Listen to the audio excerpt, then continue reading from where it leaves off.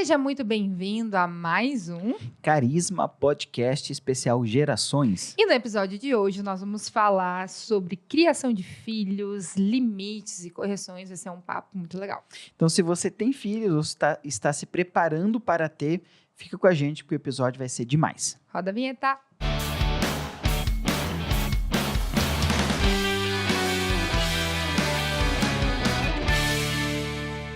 Olá, seja muito bem-vindo a mais um Carisma Podcast e hoje especial Gerações, falando sobre família. Eu me chamo Letícia e aqui junto comigo o meu esposo. Guilherme, isso mesmo. Nós somos os responsáveis aqui em Porto Alegre, Lagoinha, Porto Alegre, capital, pelo Gerações, né? Estamos à frente desse trabalho e eu já quero pedir para você, antes de a gente continuar aqui, deixe seu like, se inscreve no canal, compartilha, põe no grupo da família lá, né? Já abençoa a sua família, põe no grupo da família esse episódio, porque nós vamos falar de família hoje. Criação de filhos. E aqui com a gente, do mesmo lado da mesa, mas do outro lado do papo, ele, Anderson Silveira, hoje como convidado. Vou me apresentar, falar todas as... Eu vou apresentar, porque ele é há 15 anos casado com a Patrícia Campos, pai do Samuel, de 13 anos de idade, da Maria Fernanda, de 9 anos, e da Ana Luísa, a famosa Aninha, de 2 aninhos. Ele é host do Carisma Podcast, por isso que eu disse que hoje ele está do mesmo lado da mesa, mas do outro lado do papo. Muito bom, E gostei da frase. pastor da Igreja Batista da Lagoinha, em Montevidéu, no Uruguai. Estamos aqui com uma presença, então, internacional, uma pessoa que tem bastante qualificação para falar sobre esse tema, criação de filhos, pai de 3. Vamos lá, então, pastor. Seja muito bem-vindo aqui no nosso bate-papo do Carisma Gerações. Muito obrigado, a gente está aqui. E espero poder contribuir, né, um pouco para o povo que está passando por aqui sobre essa questão primordial, né? O que é ou como trabalhar a criação de filhos à luz da Bíblia, sem nenhum exagero, sem nenhuma dificuldade, porque é uma coisa que, para mim, realmente exigiu muita preparação, né? E a gente tentou se preparar no começo do casamento para isso, mas tem coisa que a gente vai... É só ao longo da experiência que a gente vai conseguir contribuir aqui, muita coisa que a gente vai aprendendo, né? No meio do caminho dessa criação aí. Teve muita diferença entre um filho e outro? Nossa! Gigante. E eu acho que esse é um dos grandes desafios, né? Porque a gente está trabalhando primeiro com pessoas, né? Pessoas. Segundo, pelo nosso claro entendimento bíblico, são almas. E a Bíblia não tem alminha, né? Sim. Não é uma alminha, é uma alma. É alguém que carece da palavra de Deus, carece de ensino. E, em terceiro lugar, o temperamento. Eles são completamente distintos um do outro. Não tem nada a ver, assim. São, em alguns casos, quase antagônicos, assim, né? Então, tu lidar com essas diferenças dentro de uma casa, sendo ali, né, o casal como responsável por essa direção na criação, não dá para falar só do pai, né? Mas a família ali com a responsabilidade... Tu tratar cada um do seu jeito, da sua forma, porque cada um vai entender a instrução de uma forma, como tu vai falar, isso é desafiador, mas é um treino incrível para a vida, né? A melhor coisa da minha vida hoje é ser pai. Eu amo ser pai, amo. Amo. Isso é muito legal, né? E hoje, o tema de hoje, a proposta, né, a gente falar sobre a importância de estabelecer limites adequados na educação do filho, né? Falar sobre um pouquinho de correção, como é que a gente faz isso, né?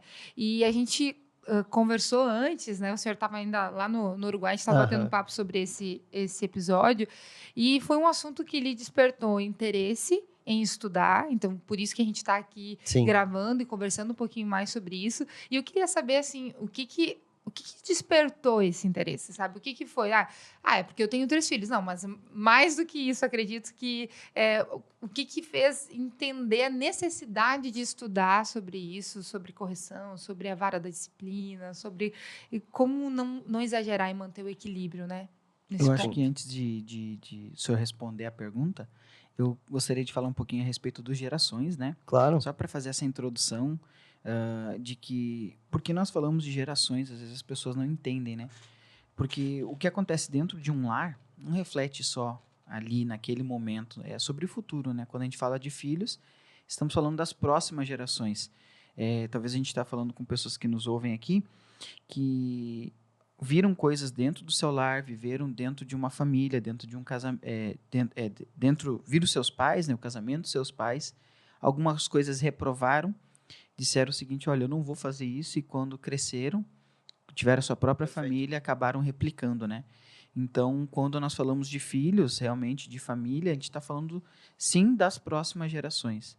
Então, as pessoas sempre dizem assim, olha, que mundo eu vou deixar para os meus filhos? Na verdade, o pensamento deveria ser o contrário, né? Que filhos eu vou deixar para o mundo ou para a sociedade? Porque a sociedade é o que é reflexo das famílias, é reflexo do ser humano, enfim, do pecado, né? Então, é importante, quando nós falamos de gerações, falamos de filhos, estamos falando das próximas gerações. Uhum. Então, uma decisão que um casal toma, como eles se tratam, referente a casamento, divórcio, tratamento, educação, isso vai influenciar as próximas gerações. Então, é importante nós olharmos para isso hoje. E é isso que nós estamos fazendo quando falamos de criação de filhos. Muito bom, Gui. E a gente vê também, nesse contexto de criação, e acho que usando a tua frase, né, de deixar, que filhos eu estou deixando para o mundo, muitos pais acabam projetando as suas frustrações ou as suas angústias nos filhos, na criação. Ou eu tenho um sonho para os meus filhos, mas é um sonho que é seu e você não conseguiu cumprir, ou é dele, de fato, né? Nas carreiras, né? Muita gente que por uma questão tradicional, acaba seguindo a carreira dos pais e tudo isso, mas eu vejo também muita gente que acaba não sendo feliz nessa carreira, porque está na carreira porque o pai queria, porque a mãe queria e tal. E como é que a gente entende tudo isso, né? De forma saudável, como é que a gente direciona os filhos? Os meus filhos... Não é porque eu sou pastor que eles têm que ser pastor. Não, eu acredito que eles têm o chamado deles, e se no tempo certo o Senhor direcionar eles para isso, que eles sejam pastores, que eles sejam o que for. Mais importante do que ele ser isso, ser aquilo, é ele, de fato, em tudo que ele fizer, ele expressar, né, princípios cristãos, princípios bíblicos. O meu filho vai ser médico. Cara, eu quero que ele seja o melhor médico cristão do mundo. Minha filha vai ser, sei lá, não sei, mas eu quero que eles sejam... Eles não tem que seguir aquilo que eu fiz, não tem que ser o que eu fiz, né? Principalmente nesse contexto de igreja, esse legado pastoral, né? A igreja vira meio que um processo de nepotismo, né? Sim. Que o filho vem, assume... Cara, eu não sei se meus filhos vão ser pastores. Eu tenho algumas percepções, alguns vislumbres de futuro para aquilo que a gente ora, aquilo que a gente entende em Deus e tal, mas eu não tenho clareza. Eu acho que a minha função é formar ele a partir dos princípios bíblicos, para que ele seja o melhor que ele puder ser na área que ele resolver atuar. Até porque tem uma ideia errada aí, né, de que o pastor ele é mais importante do que qualquer outra profissão, né, qualquer outro chamado, qualquer outro ministério. E essa ideia de que se ele for pastor vai ser maravilhoso, se ele for um advogado, que pena, né? Ela é muito complicada. É uma ideia difícil, assim, difícil, né? A gente ouviu muito, dentro disso que tu tá falando, eu já ouvi de púlpito, assim, gente testemunhar. Não, eu oro para meu filho se converter, ser um pastor. Eu vejo ele aqui no altar, como se a conversão... ou uma mudança de vida real seria porque ele está no altar, né? Sim. Então, eu já vi muita gente dizer, olha, eu oro muito, parece que eu vejo meu filho aqui nesse altar pregando a palavra, e aí parece que aquilo é como se fosse a transformação da vida do filho, a conversão se resumir a ele estar no altar, é uma idealização. Então, parece que se ele se ele se converte, está na igreja, mas ele não está no altar, parece que ainda não foi o auge, né? E se eu aplicar isso dentro da minha casa, eu tenho um sério problema, por exemplo, com a distinção de temperamentos, né? Eu tenho o Samuel, que é o mais velho, que é alguém introvertido, ele não tem muita facilidade de falar em público, não gosta de muita exposição e tal. Cara, eu exigir que ele faça isso à força, eu estou forçando algo que não é natural dele. Se no tempo certo, se despertar, as coisas acontecer, beleza. Se não, por quê? Né? Diferente da Maria, que é a do meio. A Maria ama uma exposição. A Maria parece que ela nasceu, ela tem uma graça natural. Ela se manifesta, ela fala bem, ela conversa, ela conhece todo mundo. Ela pega o microfone e sai falando. Pô, ela gravou um podcast aqui com a gente, né? Tem um podcast das crianças, a Maria tá aqui. E é muito natural para ela, é dela, né? A Maria chega na escola agora, a gente morando no Uruguai.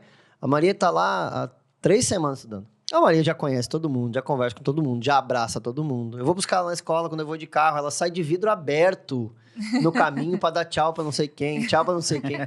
Ela. Uau. Então, entenda, é natural. O Samuel não. O Samuel, se eu abrir o vidro, ele fecha. Ele não quer ser visto. Quanto mais despercebido ele passar pra ele, melhor.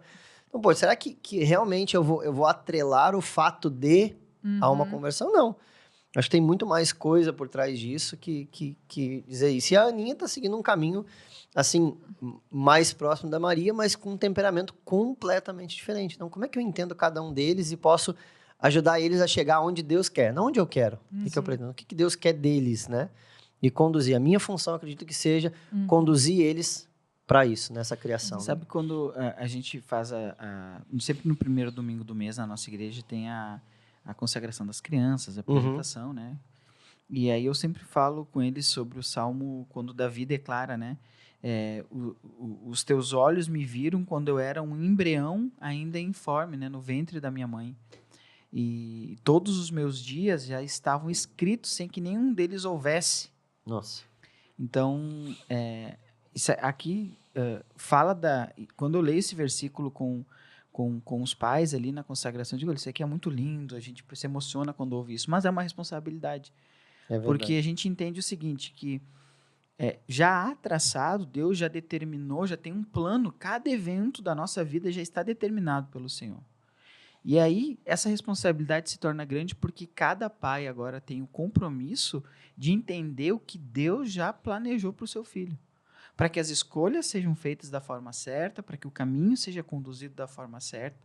Porque tudo já, ele disse, os meus dias já estão determinados. Agora, Senhor, se os meus dias já estão determinados sem que nenhum deles houvesse, eu tenho uma responsabilidade em oração, como o senhor já comentou antes, né, de entender em Deus, o que o Senhor quer para o meu filho? O que já está determinado para ele? O que o Senhor planejou para ele? O que o Senhor projetou para ele?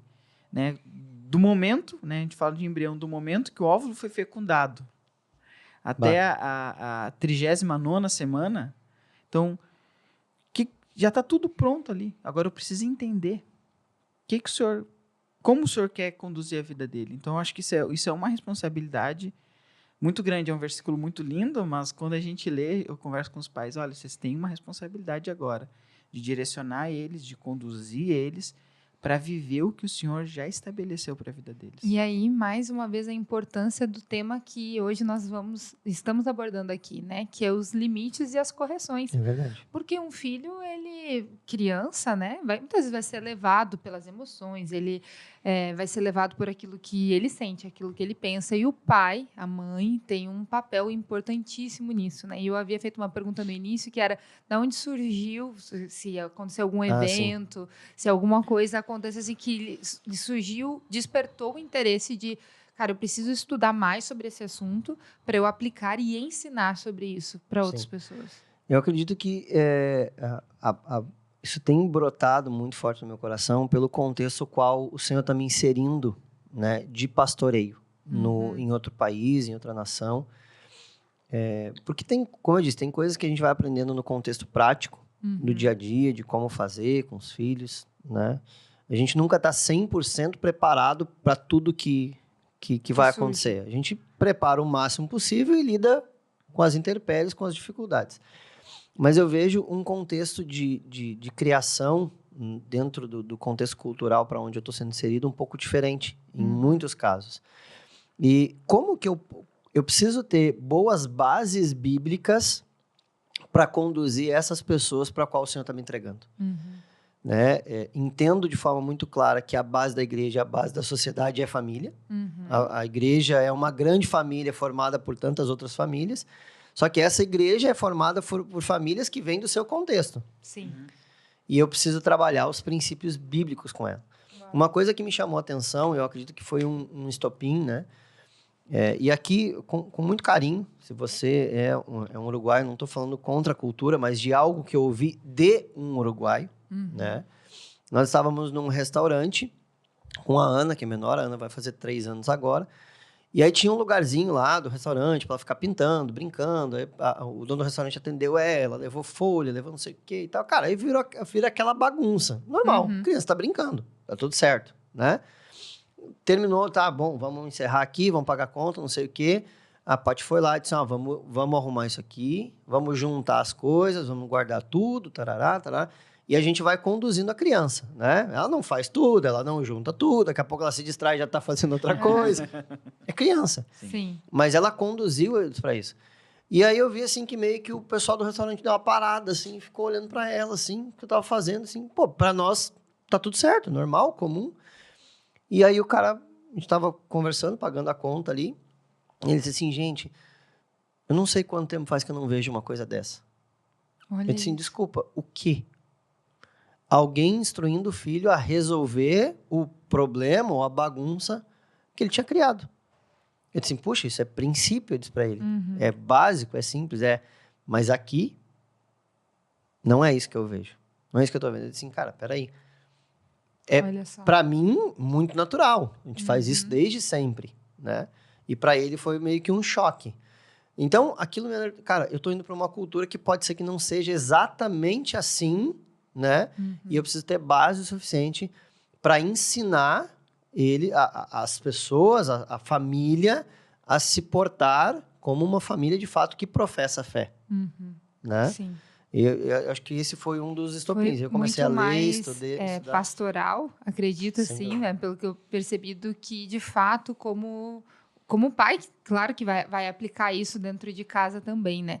Mas eu percebo que... Por que eu fiz essa pergunta? Porque talvez essa não seja uma questão que quem está nos acompanhando nunca nem parou para pensar. Sim.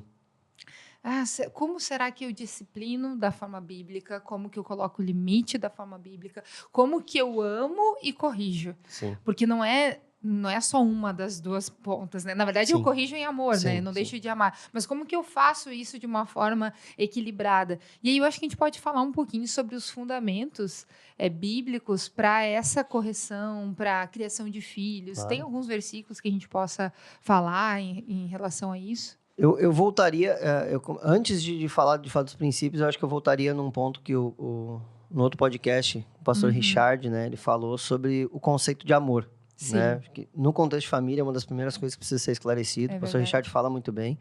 Tá no outro podcast, você pode acompanhar aqui. Que ele fala do conceito de amor, né?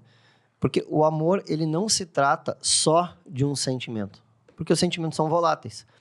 Eu amo a minha esposa, mas tem dia que a gente não tá muito bem, não. Que a gente tá com raiva um do outro.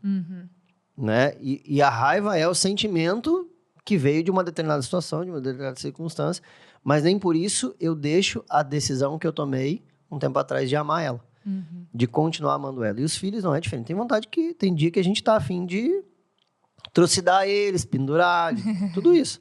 Mas eu tomei uma decisão de amar aquela criança e criar ela naqueles princípios. Eu vou precisar passar por cima dos meus sentimentos, que às vezes não são bons, e demonstrar amor. E parte do amor se demonstra com correção. Não dá para... Acho que eu não consigo separar amor de correção. Dentro do contexto de amor, se eu fosse pegar amor, dentro do amor existe correção. Né? A Bíblia diz que o pai que ama corrige o seu filho. Por quê? Porque senão ele é entregue a qualquer coisa, a qualquer situação, a qualquer circunstância. Eu estou corrigindo, eu estou formando ele. E criança é fantástico, né? Até, inclusive, é um dos indícios de maturidade que a gente enxerga, inclusive, nos adultos, é o teste de limites, né? Que criança vai testando limite. Sim. Quantas vezes a gente fala para a criança que ela deve fazer? Assim, até não sei quando, porque a gente fala, daqui a pouco ela faz de novo, a gente vai lá e fala de novo, e a gente corrige de novo, daí a gente vai trocando os graus de correção, aumentando, tarará. Então, cara, eu preciso continuar falando. Maturidade é assim, né? A gente vai testando o limite da outra pessoa, tarará. Criança faz isso. Né? Assim, meu pai me falou que não é para fazer, mas deixa eu ver como é que é. Não tira a garrafa daqui. Aí eu tenho a mais nova, tá se mostrando a mais desafiadora. Né? A Ana, daí ela faz assim, ela olha pro outro lado, a cara disfarçada, sabe? Olha para cima, assim, ela não sabe assobiar ainda, porque se ela soubesse assobiar, ela assobiar olhando pro outro lado e pega a garrafa e faz assim. e fica esperando para ver qual é a tua resposta. O que ela está fazendo? Testando o Testando. limite. É teste, né? E a gente vai precisar. E quando a gente fala de base, a gente tem alguns versículos, né, que falam da confissão de fé judaica. O judeu tem... Você olhar uma figura de um judeu aí na internet, ou se você conhece alguém, o judeu, ele sempre vai... no momento de oração dele, ele tem uma caixinha, a qual ele amarra sobre a testa e no braço. E na porta da casa de todo judeu, confesso, vai ter uma outra caixinha. Dentro daquela caixinha, ele tem 4 textos da Torá, dos 5 primeiros livros da Bíblia, ele separa 4 trechos ali e coloca ali dentro, que é a confissão de fé, a base de fé, né? Na testa ele tem a tefilin, na casa ele tem a mezuzá, e ali dentro tem o chamá. O que é o chamá? É os princípios de confissão de fé da religião judaica. Que o chamá é ouve, a palavra chamá é ouve, e ela começa lá em Deuteronômio 6. Deuteronômio 6, ele fala, chamá Israel, ouve Israel. E essa palavra chamar, ela, se a gente for botar para português, não dá para definir em uma palavra só. Ela, teoricamente, ela é ouvir, mas é ouvir num sentido de dar atenção e obedecer. Então, a base de confissão de fé judaica começa com chamar. Ouve Israel, ouve, ouve, o Senhor teu Deus é o único Deus. Deuteronômio 6, né? E aí, amarás o Senhor teu Deus com toda a tua alma, com todo o teu entendimento, com toda a tua força. Tará. Jesus repete isso depois em relação à vida eterna. E ele continua. Então, a confissão básica de fé judaica, ele chega no versículo 6 e 7. E o que tem na confissão base de fé judaica? Essas palavras que hoje te ordeno estarão no teu coração. Tu as inclinarás a teus filhos, delas falarás sentado em tua casa, andando pelo caminho, ao deitar e ao levantar. Então, quando a gente olha para o princípio de fé bíblico, o primeiro princípio de fé, que é a declaração judaica, está contido no primeiro contexto a correção e o ensino dos filhos. Então, cara, não tem como expressar fé como homem, como indivíduo, sem expressar fé em família. Não dá para separar essas coisas. Princípio, base, fundamentação, confissão de fé. Eu estou confessando a minha fé e estou ouvindo. Ouve, chamar, ouve, obedece, presta atenção. E nesse ouvir, presta atenção, tem o quê? Cara, em todos os momentos será uma oportunidade, uma necessidade. E aí hoje, no contexto do século XXI, da igreja, da própria sociedade, a gente é campeão em transferir responsabilidade. A gente transfere a responsabilidade da educação para a escola e num contexto de igreja não é diferente. Por quê? A gente transfere a responsabilidade do ensino bíblico para a igreja. Não, meus filhos têm que ir para a escolinha, têm que fazer não sei o quê para aprender Bíblia. Não, tem que aprender Bíblia em casa. Ele tem que ter instrução bíblica em casa. Ele vai praticar na escolinha, ele vai treinar mais. Convivência, é a gente do culto. Cara, não dá para viver de culto. A gente não vive só com a palavra do culto, não vive só com a escolinha. E, na verdade, a ideia da escolinha da igreja, é um culto infantil. É só uma adaptação, né, na questão didática. Linguagem, né? Linguagem, mas é um culto infantil, nem é porque por muito tempo as pessoas acharam que é um depósito de crianças, né? Dentro do que o senhor está falando de terceirização, como as pessoas estão terceirizando e cada vez mais elas tendem a terceirizar para um aparelho celular, terceirizar para a escola, para a sociedade, para outras pessoas a responsabilidade de ensinar e educar, acabo fazendo isso com o ministério infantil da igreja, né? Então, realmente, ali dentro do que nós estamos falando, é um culto adaptado com uma didática e uma linguagem infantil. Ponto. Provavelmente, esses pais que terceirizam a responsabilidade da instrução bíblica para a igreja é porque não tem uma vida de Bíblia, ou de ensino bíblico, ou de contexto bíblico em casa. Então, na criação dos filhos, a gente não vai conseguir dar o que não tem. Cara, se o filho não enxerga isso em casa, né? Eu não vejo os meus pais orando, eu não vejo os meus pais lendo Bíblia, eu não vejo... Que seja ler, né? Eu incentivo e cobro muito dos meus filhos a ler. Ler, né? Não só a Bíblia. Ler, cara, leitura precisa ser incentivada. Eles precisam aprender a ler. Então, tem livros, compro livros para ele. Agora, antes de sair, inclusive, a gente foi numa livraria comprar o livro que o Samuel precisava para a escola, e cada um escolheu um livro para si e tal. Eu lembro que a Maria escolheu aquele que até virou uma série, tá no Netflix, N com I, sim. N com E. N com E. Ela escolheu, eu queria em espanhol, né? Agora diz que vai começar a ler em Legal. espanhol. Vamos Que ver legal. como é que vai ser. Mas o incentivo. Tá, mas eu incentivo eles. Tudo que eu vou incentivar eles precisam ver em mim primeiro. Exato. Tem. Exato. Eles nunca me vê com o livro na mão, eles nunca me vê fazendo isso, eles nunca me vê estudando Bíblia, eles nunca me vê orando. A importância aí também do culto caseiro, né? Daquele verdade. momento de a gente estar junto com a família, de ter aqui, né, na nossa casa, nós não temos filhos ainda. Então, nós já praticamos isso, nós dois. Porque eu não preciso esperar um filho, nós não vamos ser mais família ou menos família quando tivermos filhos, nós já somos família. Então, a nossa família cultua a Deus. Então, a gente tem o nosso tempo do nosso culto, do nosso devocional junto, do nosso tempo realmente de adoração. E quando vierem os filhos, eles serão acrescentados nessa rotina. Então, a importância da gente entender isso, porque aqui em Deuteronômio 6, que foi o versículo que o Senhor falou, ele diz, né? E delas falarás assentado em tua casa, andando pelo caminho, ao deitar-te, ao levantar-te. Está dizendo assim, no ordinário, nas coisas da vida, Sim. em qualquer coisa que você for fazer, você vai estar ensinando isso, né? E a gente vê as consequências de que o povo não cumpriu isso que Deus havia mandado, né? E a gente vê lá no livro de Juízes a consequência disso, as guerras vindo, os ciclos, né? O Gui fez uma ministração sobre os ciclos, né? Porque e a Bíblia deixa muito claro no livro de Juízes, porque aquela geração não ficou sabendo dos feitos do Senhor. Então, Deus havia mandado, de uma forma muito clara, que fosse passado de pai para filho, de geração em O princípio geração. da confissão de fé deles, Deus tinha mandado. Exatamente. Então, passem, falem do que eu estou fazendo, falem para os filhos de vocês, que os filhos de vocês falem para os filhos deles, né? E que os meus feitos sejam falados, sejam sabidos, né, por todo. E não aconteceu, e a consequência disso veio, né? E em Juízes é tão forte que o povo, a Bíblia diz em Juízes 2, né, que morreu aquela geração, ela descansou, e surgiu uma nova geração que não conhecia o Senhor. Então, a geração anterior falhou miseravelmente, como o senhor fala, né? Miseravelmente. Houve uma falha ali. E aí a próxima geração começou a adorar outros deuses, ter outros costumes.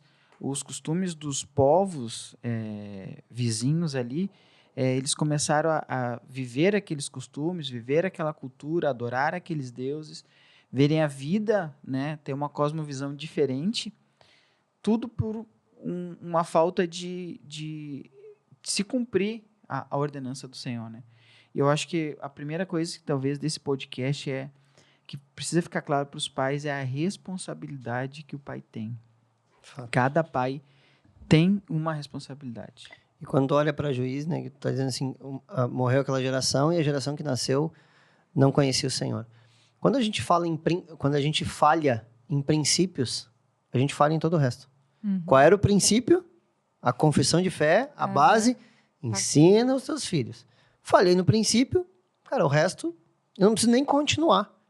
Falhei no princípio. Bicho, vamos resolver princípio, vamos resolver fundamento. É o ato da conversão. A gente converteu, é a primeira coisa que o Senhor começa a trabalhar no nosso coração. Caráter, mudança, princípios. E ali Deus vai fazendo tudo que é outras coisas e tal, não sei o quê, tarará. Beleza, princípio. Falhei no princípio, o que mais eu vou fazer se o princípio, se o fundamento eu não estou fazendo? Esquece, cara. Esquece. É isso aí.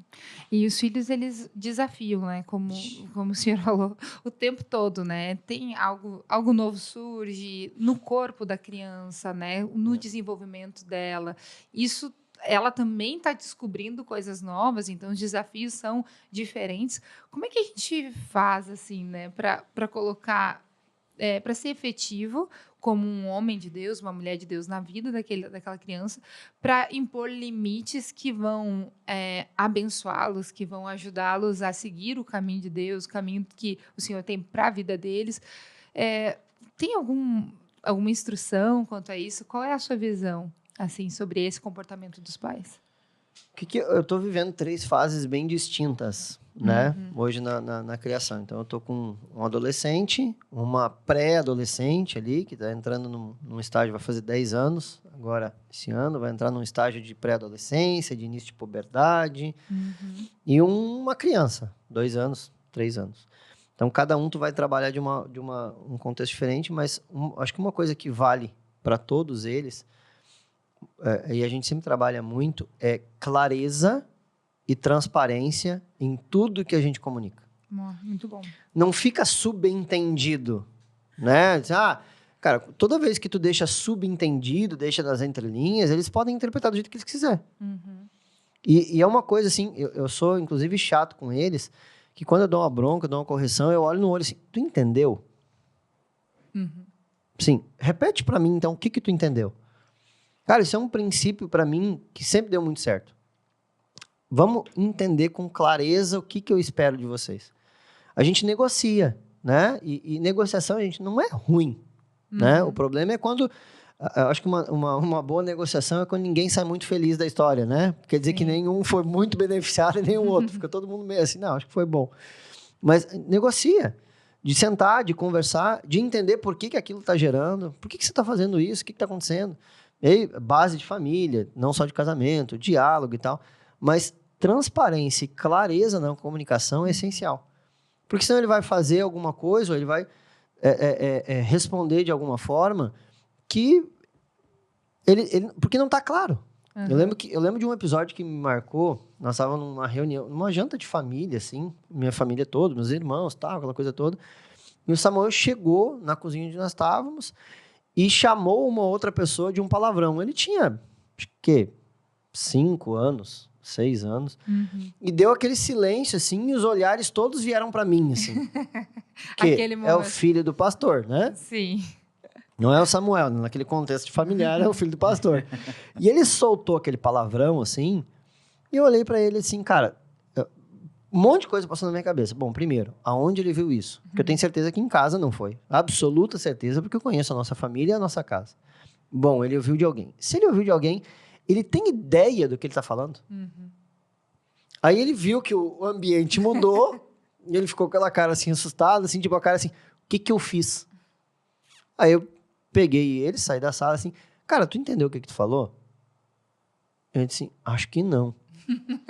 Expliquei pra ele o que ele tava falando, né? Dentro da linguagem dele lá com 5, 6 anos, expliquei pra ele que era um palavrão, que era uma coisa feita. Tá. Beleza, não faça mais. Não é hora de qualquer outra coisa, é hora de instrução. Ele não sabe o que ele tá falando. Sim. Vamos deixar claro? Agora tu entendeu? Entendi. Bom, daqui pra frente é outra história. Agora ele tem uma informação clara. Não pode, não é assim que funciona. Aí outra história. Aí nós vamos ver o que vai acontecer depois disso. Aí vamos conversar mais sério, vamos fazer castigo, não sei o quê. Qual é a primeira coisa? Instrução. Clareza. Precisa estar claro. Para ele... Essa questão da comunicação, ela é até uma matéria que aparece muito dentro dos cursos de gerações, porque quando a gente fala de família, a gente precisa saber se comunicar. Na verdade, em qualquer área, né? Nós temos a nossa empresa e eu sempre converso com o Gui, assim, a gente tem que deixar claro entre nós dois o que a gente quer e entre quem trabalha com a gente precisa entender o que a gente quer. Quando a gente trata de família, de marido, mulher, filhos, a relação entre irmãos, a gente precisa ensinar a se comunicar. E hoje em dia o diálogo ele está cada vez menor, né? A gente percebe assim, cada vez mais as pessoas estão sendo voltadas para o celular, então ela só recebe ali uma série de informações muitas vezes vazias, não aprende a desenvolver. Eu participei de uma palestra sobre o nosso cérebro, né? Em que eu ouvi que o cérebro ama a preguiça e o descanso. Então, se a gente estiver na frente do celular, assistindo uma rede social ou uma série, o nosso cérebro está amando aquilo ali, porque ele não precisa fazer absolutamente nada. Só receber informação. Ele só está recebendo a informação, não está nem armazenando, não está nada. Tanto que, às vezes, a gente começa a olhar um filme, está na metade do filme, a gente percebe que a gente já olhou ele. E pensa assim, nossa, eu já olhei esse filme, agora que eu me lembrei. Não sei se o Gui é assim, né? Mas eu sou um dos caras que gosta, às vezes, de ficar na frente da TV, olhando 15 segundos por canal. Fica só trocando de canal. O que tu tá olhando? Eu tô olhando TV. Então, a cada 15... pra ver o que tá passando. Tô ali, né? Mas o quanto isso é prejudicial quando, na nossa vida, a nossa interação com as pessoas e com o mundo é só esse, né? Ele acaba terminando nisso assim, nisso somente. Então, quando o senhor fala assim, eu incentivo os meus filhos a ler, a gente está treinando o cérebro, está fazendo com que o cérebro ele realmente trabalhe, aumente o vocabulário, ele está se desenvolvendo, né?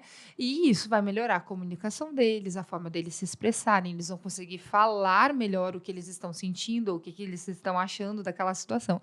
Então, esse tópico aqui que o senhor trouxe sobre comunicação, clareza, transparência, às vezes nem os pais sabem o que eles querem dos filhos. Sim.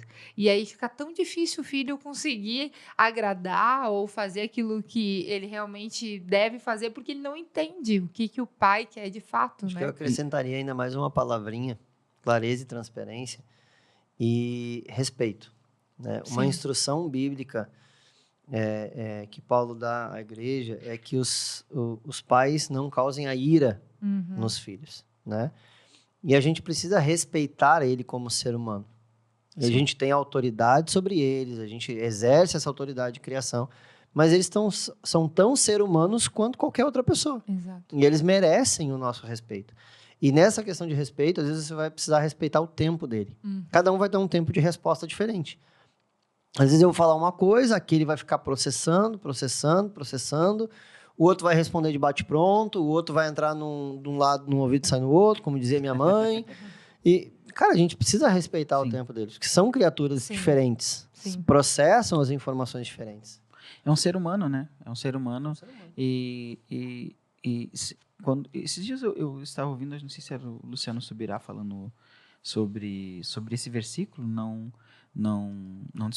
Efésios 6:4. Não desperteis a ira dos vossos filhos. E vós, pais, não provoqueis a ira dos vossos filhos, mas criai-os na disciplina e na admoestação do Senhor. Ele falava assim, até deu um exemplo referente a uma situação que aconteceu com o filho dele, que ele estava na hora de ir para o culto e o filho não queria ir para o culto. E, tipo assim, é um ser humano, ele tem desejos, querer ou não querer. E porque ele queria ficar jogando. Porque são desejos também, é um gosto.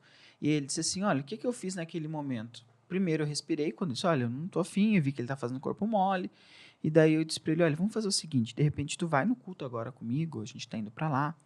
E quando retornar, eu sei que tu tá querendo... Ele disse, olha, eu já entendi que ele tava querendo ficar pra jogar. Quando a gente retornar, tu tem um tempo pra jogar, o que tu acha disso? E aí o menino foi. Então, às vezes a forma como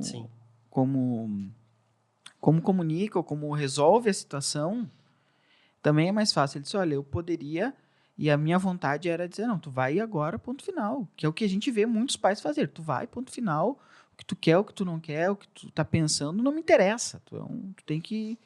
E essa geração que tá surgindo, essa geração de agora, eles querem participar das decisões, eles querem contribuir. Não é mais aquela geração que fica... Sim, senhor, não, senhor, baixa a cabeça e não pensa. Sim. Não, o pai disse isso e está dito. Não pode comer manga com leite. E não come manga com leite. E nunca ninguém soube se faz mal, não, porque ninguém se atreveu. Cara, eu lembro uma vez que meu avô disse assim, olha, melancia com coca mata. Eu nunca tomei. Quer ver que uma vergonha... Deus o livre! Quer ver uma vergonha que eu passei uma vez? Meu avô disse assim, olha, tomar banho depois de comer... Tu pode morrer. Cara, não se tomava banho depois do almoço. Deus acabou. E aí eu lembro que eu estava eu dançava na época na Invernado, sou alegretense, né? Invernado, que não sabe, é grupo de dança. Tradicionalista gaúcha. E aí a gente foi para uma cidade, tinha um concurso, e aí a gente ficou alojado, uma escola municipal nos recebeu lá, a gente ficou alojado na escola, enfim, meio que acampamos na escola para participar do tal do evento, né? E aí, próximo do meio-dia, todo mundo almoçou à tarde, nós tínhamos que nos dirigir para lá, para o concurso. E depois do meio-dia, o pessoal disse, vamos tomar banho, todo mundo foi pro banho. Quem não foi pro banho? O Guilherme, óbvio, né? Tá louco? Vou morrer? Vou morrer. E eles que morram. Não, e aí eu tentei meio que assim, pessoal, não dá para tomar banho, nós vamos morrer. Como é que nós vamos dançar se todo mundo morrer? Virou uma chacota aquilo. Daí até que a professora foi muito solícita comigo, pegou pela mão, disse, Guilherme, não é assim. talvez tu entrar numa piscina onde, Sim, né? sim. Mas assim, O tomar risco de banho, congestão é real, mas não desse não jeito. nesse nível que tu... Não, mas é que o meu avô disse. Então, passou. A geração não existe mais. Eles querem contribuir, eles querem tá ali, até porque a rede social, de alguma forma, passa uma mensagem, dá essa contribuição, passa a mensagem de eles poderem contribuir. Claro que a gente precisa trazer isso também para a vida real, sim, para a realidade, mas quando, por exemplo, uma pessoa você falou dos canais ali, ou quando a gente está rolando o Instagram, se tu não gostou de algo, tu muda. Sim. É simples assim. Ah, eu comecei a assistir um filme. 2 minutos dele eu vi que ele é ruim. Ah, é pra caixa esse filme. Outro filme. Ah, não gostei disso aqui? Outro filme. Já aconteceu de nós irmos assistir um filme no Netflix e assistir 10 minutos de cada um e no terceiro filme a gente diz, não, esse aqui a gente vai gostar. Porque tu tem esse poder de, cara, eu tô ouvindo ele pregar aqui e não gostei, eu troco pra outro. Rola Simples, o vídeo e vamos para outro vídeo. É um clique. Então tu interage, tu interage com a tua decisão. É óbvio que quando tu traz isso para a vida real, isso é maléfico, tem um extremo que se torna maléfico, porque a vida real tu não pode trocar. Eu não gostei do que o meu pai disse, eu troco de pai, não dá. Ah, eu não tô gostando do que eu tô vendo dentro de casa, ouvindo, eu não tô gostando da conversa, eu tenho que saber lidar com aquilo, eu tenho que achar um ponto de equilíbrio, eu tenho que enfrentar. Mas a rede social trouxe esse poder de... incluiu ele, então quando inconscientemente ele está tomando uma decisão, ele decide o que ele quer ver, o que não quer ver. Sim. Se ele gostou, se ele não gostou, então ele troca, ele está interagindo com o que está acontecendo. É óbvio que quando a gente traz isso para a nossa realidade, a gente precisa ser mais consciente de que não dá para trocar de família, assim. E aí, mais uma vez, a importância dos pais observarem a individualidade da criança, né? Do filho, né? Não, nem só a criança, porque o filho precisa de instrução até quando ele é mais velho, até ele sair de casa de fato, né? E se casar, às vezes ele tem 18 anos de idade e a mãe e o pai que estão ali têm a responsabilidade ainda de instruí-lo, de ajudá-lo a tomar decisões. Então, entender a maturidade desse filho, e aí não tem apenas a ver com idade, né? Porque a gente sabe que cada um, pelo seu temperamento, pela sua personalidade, pelas coisas que passam na vida, se é o irmão mais velho, se é o irmão mais novo, se é o irmão do meio, isso vai fazer diferença também na construção de quem ele é.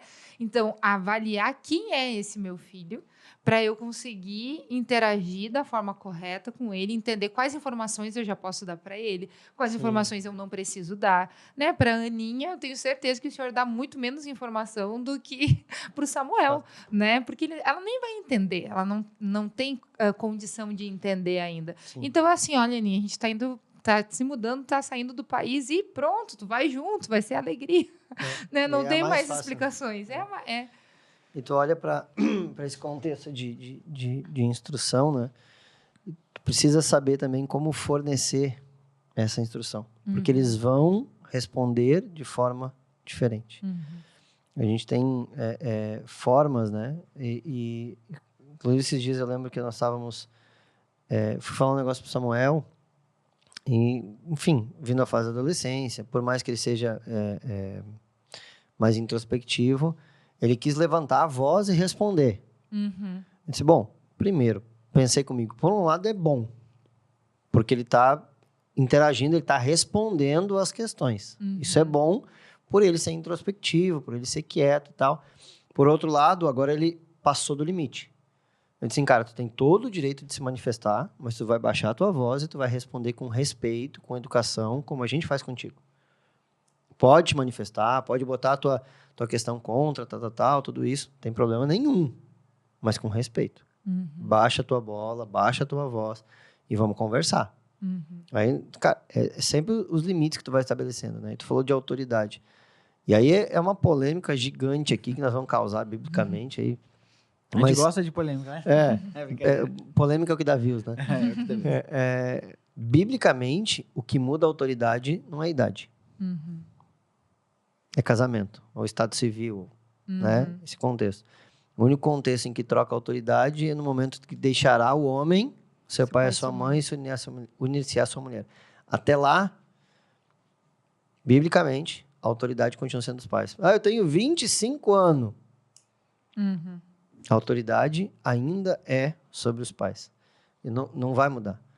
Ah, nós somos conservadores, sim. A gente defende a Bíblia, a gente vai defender esse conservadorismo. Eu entendo que a maturidade vai mudar, que tem coisa que eu não preciso falar, tem coisa que é responsabilidade do filho, tem tudo isso. Aí, cara, aí a gente gasta uma hora falando disso aqui. Mas o que muda a autoridade é casamento. É quando ele, de fato, se desliga dos pais e vai criar a sua própria vida. Aí o pai e a mãe, acho que não perdem o laço, mas se tornam conselheiros. Tem mais autoridade para mandar. Não, agora tu vai fazer isso. Não, posso te dar um conselho. Eu tô vendo, é um filho, eu amo, eu posso dar um conselho. Cara, olha, não é por aí, não vai por aí, não caminha assim e tal. Muda um pouco a função, né? Então, a gente tem que ter isso claro também. Ah, eu tô assistindo podcast. Tem filho assistindo podcast também. Eu tenho 25 anos, minha mãe não manda em mim. Eu fiz 18, minha mãe não manda em mim. Manda. Casou? Não, então a autoridade está sobre ela. Mãe, eu vou sair, mãe, eu tô voltando, mãe, eu volto tal hora, mãe... Cara, isso é respeito, isso é respeito, honra, autoridade. Né? Eu acho que, por mais que talvez você um pouco, não sei se é polêmico no que vou dizer ou não. Vamos lá. Mas assim, qual é o pai que não gosta de ser respeitado e honrado? Depende se o filho é casado ou não, respeitado e honrado. Até quem defende, não, porque meu filho é livre, ele tem que ser livre, ele não sei o quê. Até quem defende outro lado, cara, na prática, quer ser respeitado. Fato. É o cara que, assim, ele é totalmente averso a princípios da família, mas ele quer ter uma boa família. Ele quer ter uma esposa, ele quer ter os seus filhos, ele quer poder chegar em casa e ter um lar estruturado. E aí, essa incoerência, às vezes, que é o problema. Aí você vê a pessoa lutando para a desconstrução da família, mas aí você olha a vida dela, ela tem uma família. Ela tem filhos. Ela tem uma esposa. Ela tem um lar. Porque ela entende a necessidade de um lar saudável. Fato. Ela quer... Às vezes ela fala diferente do que ela tá... Porque ela não quer um filho que desrespeita ela. Um filho que... Cara, a gente não somos pais ainda, mas a gente já entendeu muitos pais, a gente ouve vários pais, cristãos ou não, fala a respeito do o coração fica na mão quando o filho sai de casa, quando o filho vai pra balada, quando tu... Eu já ouvi e assim a gente tá no estúdio de podcast, a gente trabalha com isso, a gente ouviu muito podcast. Cara, quantas mães, independente da ideologia dela, ela diz, olha, no momento que meu filho começou a ir pra balada, sair à noite, minha noite de sono não foi mais a mesma. Porque não adianta, é filho. Tu quer respeito, tu quer honra, tu quer que as coisas... Tu quer que seja sadio, tu não quer criar um rebelde dentro de casa que te dá problema. Apesar de defender muitas vezes isso e pregar isso, alguns falam, manifestam o que acreditam nisso, não querem isso dentro de casa. Deixa eu falar uma coisinha. Se você está assistindo esse podcast, está gostando, deixe seu like aqui, compartilha com outros pais, outras mães, pessoas que estão se preparando para ter a sua família também, com filhos, pessoas que estão para casar, casais que querem ter filhos. Compartilha, porque eu tenho certeza que vai ser um tempo de instrução e de ajuda para eles também. E faz o seguinte, deixa teu comentário aqui se você está gostando desse tema, qual é a sua visão, opinião, né? sua visão sobre isso. A gente quer saber, quer estar ali ligadinho para responder você também e fazer parte, né, dessa construção dessa conversa. E o Carisma Podcast, ele é um podcast semanal.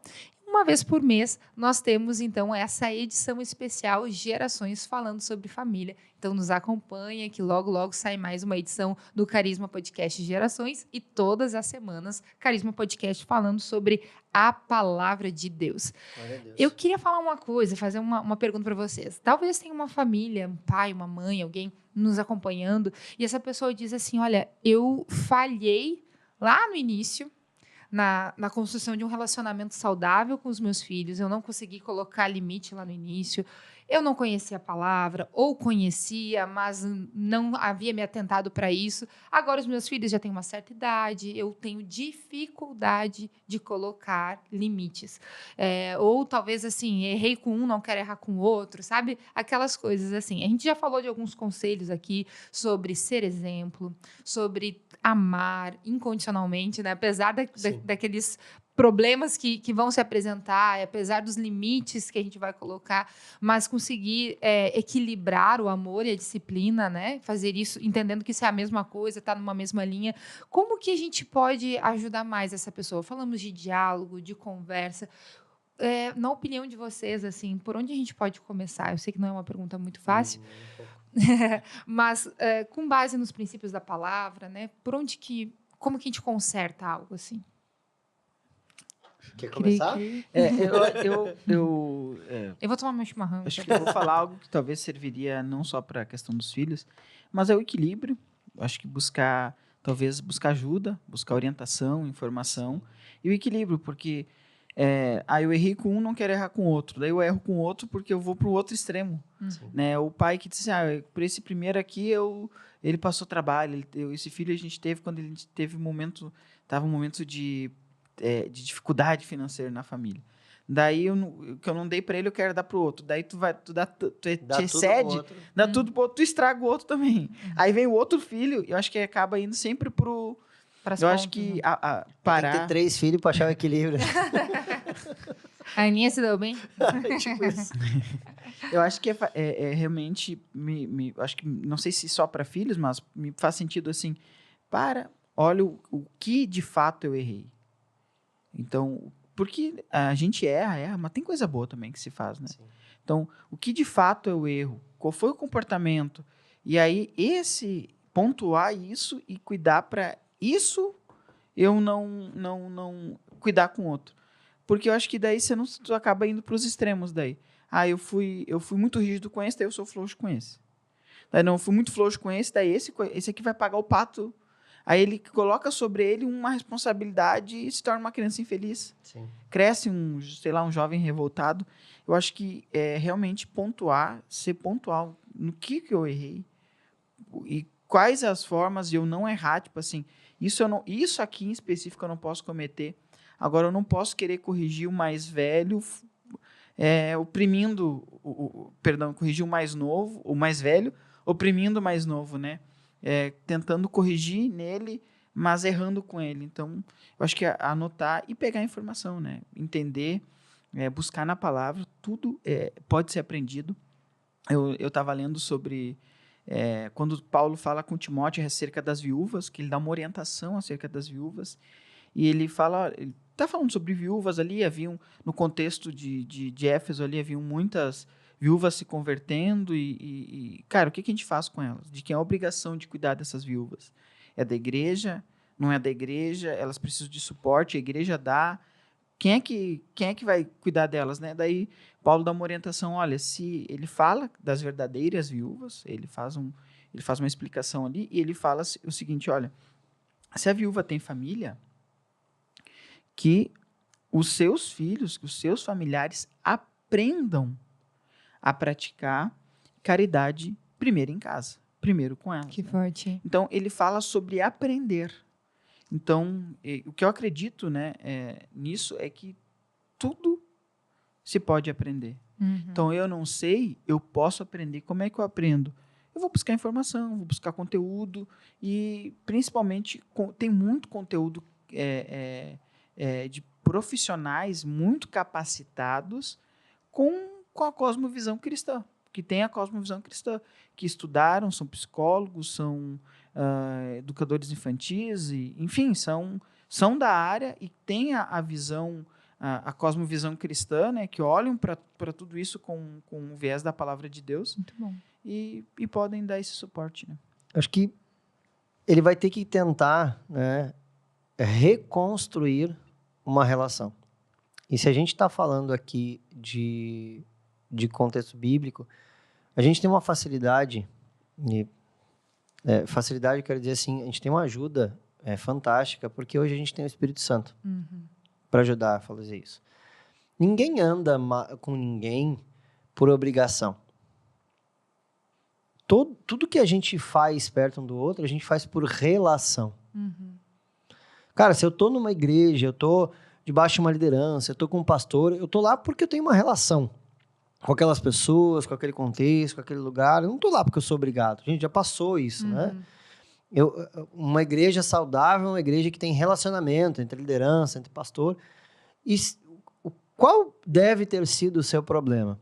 Um grave erro no relacionamento.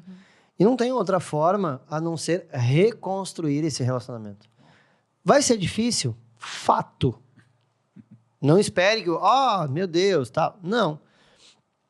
Uma instrução bíblica é a conversão do coração dos pais aos filhos e dos filhos aos pais. O que é isso? Relacionamento. Vai ter que reconstruir relacionamento. Não é chegar, impor, falar, não sei o quê. Tarará. Cara, você vai ter que penar para reconstruir essa relação com o seu filho. Porque ela está deteriorada, ela está desgastada, ela está difícil, de anos. Tarará. Você vai ter que... Então, o Espírito Santo vai ter que ser o agente aqui de ajuda nessa transformação. Porque você vai ter que trazer ele para perto. Ele não vai te escutar, dependendo de uma certa idade aqui, que a gente vai falando, só por obrigação. Ele vai te escutar por relacionamento. Sim. Até uma determinada idade, a gente ainda faz algumas coisas, eles fazem por obrigação. Depois eles não fazem mais. Eu não tenho que ser mais obrigado. Vem cá, todo mundo aqui vai lavar a louça. Por quê? Porque eu tô mandando. Não, porque essa casa é uma comunidade e todo mundo trabalha. Não tem ninguém empregado de ninguém aqui. Eu não sou empregado para fazer comida para vocês. A tua mãe não é empregada para limpar a casa. Vai todo mundo fazer. Relacionamento. Não tem que fazer por obrigação. Comunicação, diálogo, transparência. Gente, olha aqui, tá aqui e tal. Tem que reconstruir. Como é que eu resgato isso? Cara, a duras penas. Conversando, saindo, orando, abençoando, ministrando. Vai ser difícil. Mas eu não vejo outra forma a não ser reconstruir um relacionamento. Muito bom. Tem para onde correr. Eu acho que essas duas respostas, né, se complementam, né, o relacionamento, o equilíbrio das ações, né, a gente conseguir ponderar esses pontos e não servem apenas para uma restauração de relacionamento familiar nesse sentido que a gente está trazendo aqui, que é da disciplina, que é da correção, da orientação, mas para qualquer tipo de relacionamento que possa ter sido quebrado, né? Sim. É necessário a gente avaliar de novo, olha, onde foi que eu errei, né? Onde é que está? Olhar com cuidado, com um olhar atento, né? Porque eu só vou conseguir corrigir aquilo que eu realmente entendo que eu fiz errado. Eu observei, né? O Espírito Santo me mostrou. Então, ser sensível ao Espírito, né? Isso é tão importante para que a gente possa tornar saudável esses relacionamentos. Que tema gostoso esse, né? Passou o nosso tempo aqui que a gente não viu. Pegar uma segunda parte. Parte 2. Parte 2 sobre poderia falar correção. sobre telas, né? Correção sobre telas. Tem muita coisa legal para a gente falar dentro desse tema. E deixar uma última instrução para os pais aqui. Eu vejo, inclusive, pastores, né? Às vezes falando de forma equivocada sobre isso. Que nesse limite de correção, a gente despreza completamente a correção, ou a gente exagera na correção. E aí, eu ainda brinco que alguns anos atrás entrou a história da lei da palmada, né? Eu disse assim, pô, tá de sacanagem. Na minha hora de bater, eles entraram com a lei, né? Na hora de eu apanhar, ninguém fez nada, né? Tá de sacanagem, né? Mas, brincadeiras à parte, a gente tem um dos textos, que é Provérbios 29:15, né? Que ele fala que a vara da disciplina dá sabedoria. E nessa questão de limite e correção, a gente precisa ter um cuidado quando a gente faz a interpretação bíblica das coisas. Eu, particularmente, né, por mais controversa que seja a minha opinião, eu não sou contra a palmada. Eu não sou contra a correção, mas Samuel tem 13 anos, então há 13 anos eu sou pai. Eu vejo que a correção pelo castigo físico, ela por muitas vezes, ela é ineficaz e mal feita. Né? Eu não digo que eles nunca apanharam. Não, sim, meus filhos já apanharam, mas a gente tem uma regra clássica lá em casa e todos eles vão saber responder. Do Samuel à Ana. Quando que vocês apanham? Aí eles respondem, quando não houve. Nunca vai ser a primeira medida, nunca vai ser a primeira pegada, vai ser a correção pelo castigo físico. Não, é a última instância. E eu até lembro que esses dias eu estava conversando com eles, estava escrevendo, acho que foi no dia que a gente estava conversando, eu perguntei assim, qual foi a última vez que vocês apanharam? E eles ficaram assim. não lembraram. Não lembraram. Porque, por muitas vezes, a gente usa só o castigo físico e ele, por si só, é ineficaz. Porque vai dizer que não tem hora que, às vezes, a gente prefere tomar um soco na cara do que um sermão. Sim. Assim, cara, bate na minha cara uma vez, não fica me enchendo, me falando. Porque o Provérbios 29:15, quando fala da vara da disciplina, o termo vara da disciplina é o shebet, e é o mesmo termo usado no Salmo 23 para falar da vara do pastor. Só que quando a gente olha para Salmo 23, a gente fala para os irmãos, a vara da correção do Senhor é a palavra. E aí eu pego o mesmo termo hebraico para dizer que eu posso tirar a varinha de marmelo, a varinha de não sei o quê, para bater na criança. Peraí. Vamos balizar as coisas. Se eu uso o termo num lugar, eu preciso usar para outro. É o mesmo termo. Mesmo significado. E a gente entende que a vara da correção, em Salmo 23, é a palavra de Deus. Então ela precisa vir em primeiro lugar, porque a referência é a vara do pastor, o cajado do pastor, que tem duas pontas, né? Uma ponta para bater na cabeça da ovelha para corrigir o rumo dela, para alertar ela, e a outra que é aquela que parece um anzol, para engatar no pescoço da ovelha e trazer ela de volta para o caminho. Então ela tem a vara tem duas funções. Uma delas é bater e a outra é corrigir, trazer para o caminho. E isso se aplica, sim, à palavra de Deus. Então, cara, dar uma palmada, às vezes, é necessário, né? No meu entendimento, no meu contexto familiar, eu acho que é necessário, mas ela vai ser o último recurso. E ela só vai servir se tiver claro. E apanhou... Tu entendeu por que tu apanhou? Não, calma. Está claro por que tu apanhou? Porque eu fiz isso, isso, isso. Beleza. Não é violência gratuita. Porque, cara, bater por bater é violência gratuita. E violência nunca... Descontar uma raiva, descontar né? Bater na hora da raiva. Nossa, eu lembro de ter pedido perdão pro Samuel uma vez porque eu dei 2 chineladas nele. Porque eu vi que a segunda já sobrou. Não precisava da segunda. Eu disse assim, cara, me perdoa. Por que tu me bateu? Não, porque eu dei a segunda chinelada. A primeira foi no intuito certo. A segunda eu já desci o braço porque eu tava com raiva. Então vem cá, me perdoa porque eu fiz isso e tal. Voltei, reconheci o meu erro, mas não retiro a disciplina. Eu quero só que tu entenda por que eu fiz isso.